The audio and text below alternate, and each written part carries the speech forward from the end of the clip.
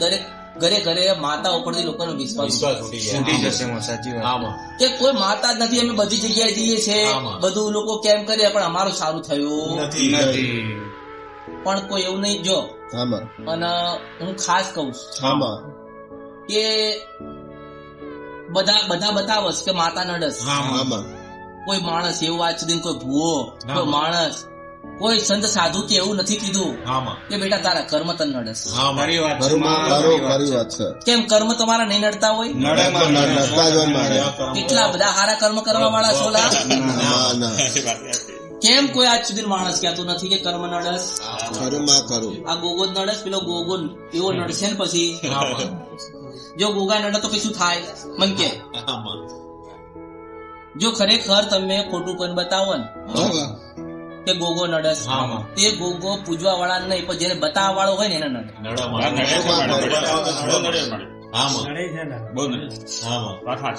જો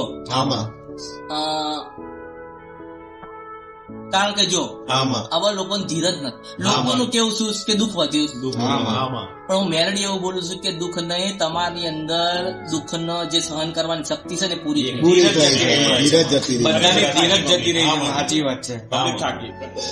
કે દુઃખ નથી વધ્યું, તમારી ધીરજ પૂરી થઈ ગઈ. તમારી સહન શક્તિ છે નહીં. આ તો આટલું થયું ને, માથું દુખાયું તો માસ્તર શું કે જોયું માતા નડી ને કઈ ના થાય. આ પેટમાં દુખાયું કે માતા નડી. મારી કંટાળીને બેસી ગયો તો પછી આ તો મળ્યું છે. જો એક વસ્તુ યાદ રાખવાની કે કોઈ ગમે તેવો માણસ મળે ને તમને, કોઈ ગમે તેવો, પણ તમે ક્યારે જીતો કે સાચા હોય તો જીતાય, સાચું હોય તો જીતાય. તમે એકલા હોય, હામાં 100 જણા હોય પણ તમારામાં સત્ય હોય તો તમે જ જીતો. આ એવું થાય. એટલે જો મારું કોઈ વેરી નથી અને વેરી બને તો આપડે હું લડી તો જ મેલડી છું.